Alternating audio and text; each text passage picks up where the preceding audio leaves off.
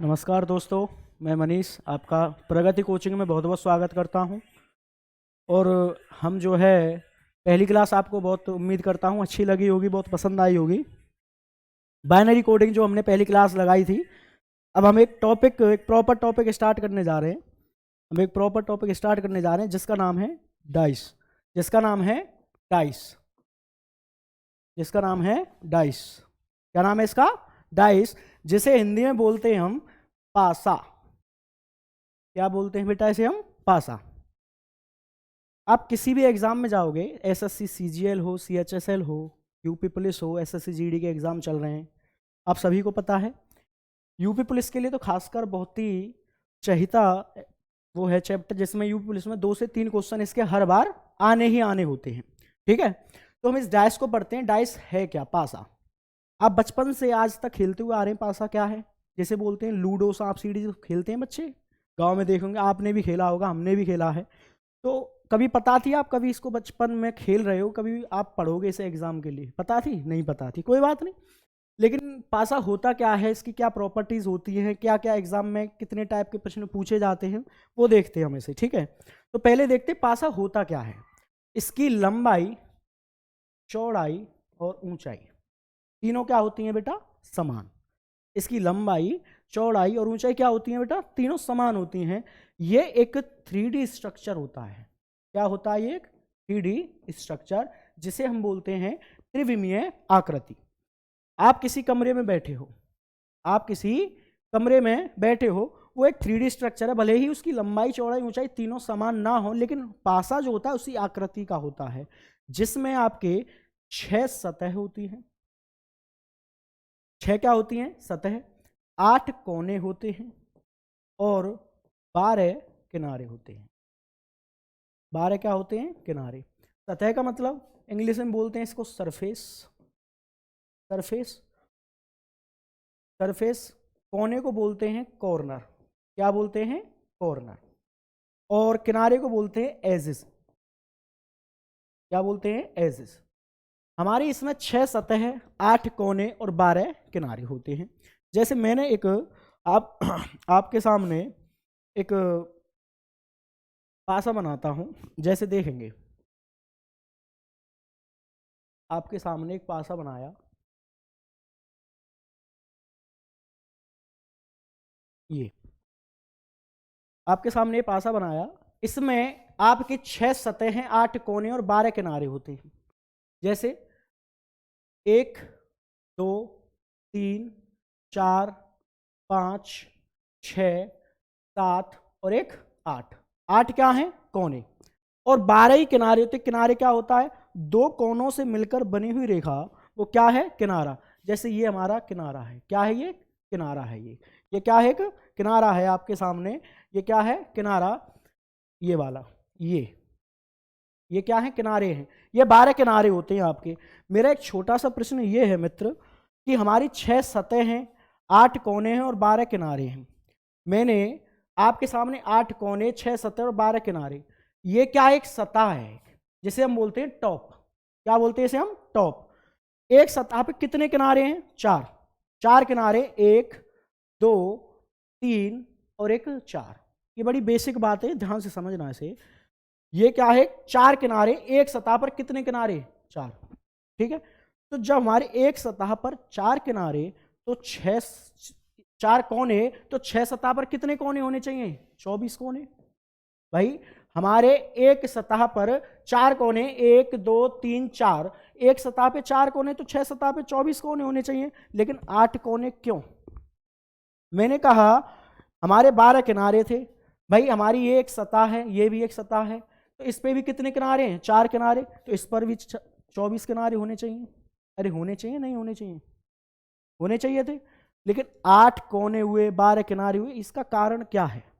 इसका एक सिंपल सा कारण है, वो ध्यान से देखें। ये हमारा एक कोना है, इसको देख रहे हो आप?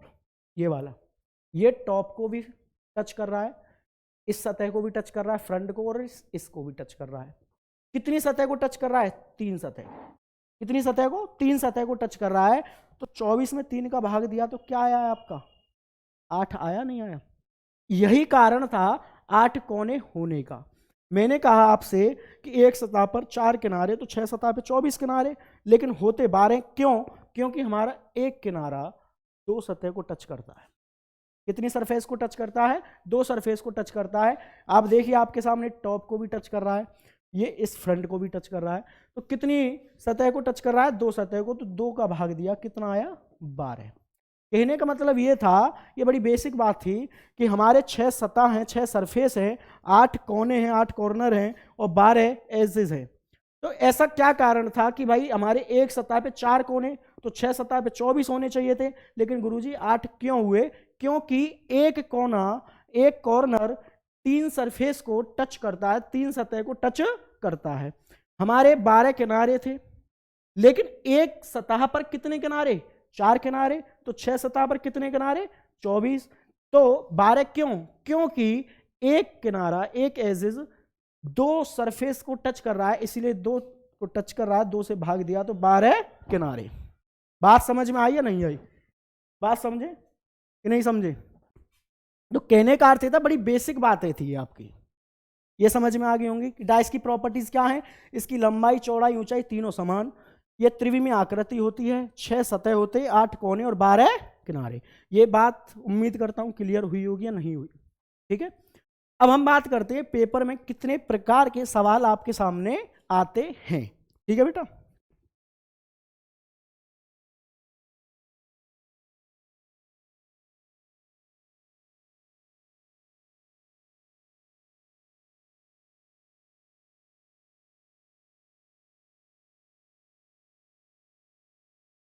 आपके एग्जाम में इसके टोटल डाइस के 5 टाइप होते हैं। कितने? 5।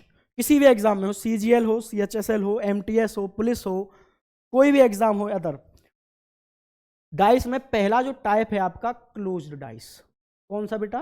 Closed dice. दूसरा है मित्र आपका ओपन डाइस, ओपन डाइस। तीसरा है मिसिंग डाइस। कौन सा? Missing dice. चौथा है language, LANGU, language based dice. और जो पांचवा, जो लास्ट है, जिसे हम बोलते हैं नो कॉमन डाइस। ये 5 टाइप आपके एग्जाम में, किसी भी एग्जाम में, चाहे ये क्लोज डाइस हुआ, ओपन डाइस हुआ, मिसिंग डाइस हुआ, लैंग्वेज बेस्ड डाइस हुआ, नो कॉमन डाइस हुआ, किसी एग्जाम में किसी भी टाइप से पूछ सकता है। ये नहीं कह सकते कि सर इस एग्जाम में यही टाइप पूछेगा, इस एग्जाम में यही टाइप पूछेगा, ऐसा कोई फिक्स नहीं है, वो कहीं से भी पूछ सकता है। तो सबसे पहले हमें क्या पढ़ना पड़ेगा बेटा? Close dice. क्या पढ़ना पड़ेगा? Close dice. तो हम क्लोज डाइस को पढ़ते हैं, क्लोज डाइस है क्या। ठीक है, तो क्लोज डाइस क्या है, यहां से स्टार्ट करते हैं, ध्यान से समझेंगे बातों को। पहले बेसिक कंसेप्ट क्या है डाइस में, वो ध्यान से समझ लें। मैंने कहा क्लोज डाइस, बंद पासा, जैसे हिंदी में बोलते हैं बंद पासा। हमारे पासा कितने प्रकार के होते हैं? 2 प्रकार के। कितने प्रकार के? 2। पहला है मानक पासा, इंग्लिश में ऐसे बोलते हैं मित्र स्टैंडर्ड डाइस। क्या बोलते हैं? Standard dice. और दूसरा होता है सामान्य पासा। कौन सा? सामान्य पासा, जिसे इंग्लिश में बोलते हैं non standard dice. Non standard dice. बात समझ में आई या नहीं आई? क्लियर है बात? पहला है एक मानक पासा, एक है आपका सामान्य पासा। कि सर इन दोनों में अंतर क्या है? इसको कंसेप्ट को समझें, इन दोनों में अंतर क्या है, कितना अंतर है? बड़ा सिंपल सा अंतर है, ध्यान से समझेंगे उसे। कि जब किन्हीं भी दो बगल वाली सतहों का योग 7 ना हो।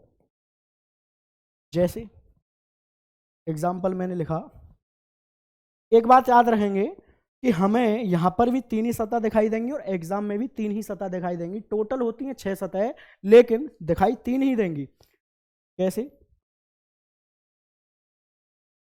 ये आपके सामने 4, 1, 5,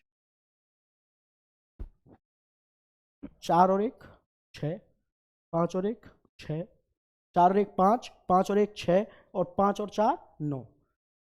किसी भी सतह को जोड़कर 7 हुआ हमारा, किसी भी बगल वाली सतह को जोड़कर 7 हुआ भाई। 4 और 1 5 नहीं हुआ, 5 और 1 6 नहीं हुआ, 5 और 4 9 नहीं हुआ। तो किसी भी सतह को जोड़कर 7 हुआ नहीं हुआ। कौन सा पासा? मानक पासा। कौन सा पासा? मानक पासा। तो मैंने कहा इसमें कि बताओ इसमें 1 के विपरीत क्या होगा, 5 के विपरीत क्या होगा, 4 के विपरीत क्या होगा। तो हमेशा याद रखना इसमें फिक्स होता है, ये जो फिक्स होता है 1 के विपरीत 6, 4 के विपरीत 3 और 5 के विपरीत 2। आप जिस पासे से खेलते आ रहे हैं बचपन से आज तक, वो यही पासा है, मानक पासा। कौन सा पासा? मानक पासा। आप जिस पासे से खेलते आ रहे हैं बचपन से आज तक, वो यही पासा है, मानक पासा। इसमें 1 के विपरीत 6, 4 के विपरीत 3 और 5 के विपरीत 2 फिक्स होता है। इन दोनों अपोजिट जो सतह है इनका सम क्या होगा? 7, 6 और 1 7, 4 और 3 7 और 5 और 2 7। बात समझ में आई? ये है आपका मानक पासा। अब बात करते हैं सामान्य पासा की। अब बात करते हैं सामान्य पासा की कि जब किन्हीं भी दो बगल वाली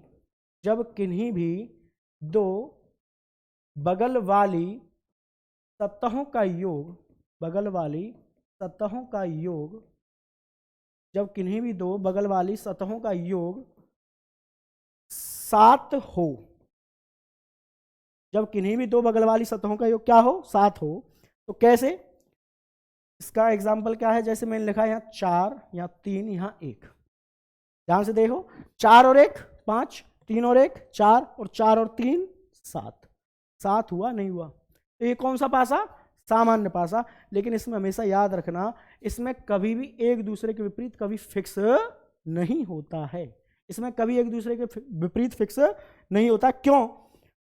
अच्छा, मैंने कहा इसमें 1 के विपरीत क्या होगा, मैंने कहा 4 के विपरीत क्या होगा, मैंने कहा 3 के विपरीत क्या होगा। तो इसमें एक चीज याद रखें मित्र कि जो अंक हमें दिखता है उसके विपरीत वह होता है जो हमें नहीं दिखता। इसका अर्थ क्या हुआ इस लाइन का? जैसे मैंने कहा हमारे टोटल अंक पासा में कितने होते हैं? 6। 1 2 3 4 5 और 1 6। हमें क्या क्या दिख रहा है? 1 दिख रहा है, 4 दिख रहा है और 3 दिख रहा है। 1 दिख रहा है, 4 दिख रहा है और 3 दिख रहा है। क्या क्या नहीं दिख रहा? 2 नहीं दिख रहा, 5 नहीं दिख रहा और 6 नहीं दिख रहा। तो मैंने कहा 1 के विपरीत क्या होगा? तो या तो 2 या 5 या 6। मैंने कहा 4 के विपरीत क्या होगा? या तो 2 या 5 या 6। क्यों? और मैंने कहा 3 के विपरीत 2 या 5 या 6। क्यों? क्योंकि 1 4 और 3 हमें दिख रहे हैं। लेकिन अगर मैं कह दूं कि बताओ 2 के विपरीत क्या होगा, अगर मैं कह दूं कि 2 के विपरीत क्या होगा, मुझे एक बात तो 2 इसमें कहीं दिख रहा है? जो हमें नहीं दिखता उसके विपरीत वह होता है जो हमें दिखता है। 2 हमें नहीं दिख रहा, मैंने कहा क्या क्या दिख रहा है? 1 दिख रहा है, 4 दिख रहा है और 3 दिख रहा है। तो 2 के विपरीत 1 या 4 या 3। मैंने कहा इसमें 5 के विपरीत तो 1 या 4 या 3। मैंने कहा इसमें 6 के विपरीत तो 1 या 4 या 3। ये होता है मानक पासा और सामान्य पासा में बड़े ही सिंपल सी बात और सिंपल सा कंसेप्ट है। लेकिन एक लाइन ध्यान से सुन लो जो कि बहुत अच्छी लाइन है कि याद रखना, जो अंक या चिन्ह हमारे विपरीत होता है वह कभी हमारा पड़ोसी नहीं होगा, और जो पड़ोस में होगा वो कभी विपरीत नहीं होगा। वो कैसे? मैंने कहा 1 के विपरीत, मैंने लिखा 2 5 और 6, 2 या 5 या 6 लिखा। 4 और 3 कभी भी इसके विपरीत हो ही नहीं सकते। क्यों? क्योंकि ये पड़ोसी हैं। क्योंकि ये क्या है? पड़ोसी हैं। मैंने कहा 4 के विपरीत 2 या 5 या 6, 1 या 3 कभी भी इसके विपरीत हो ही नहीं सकते।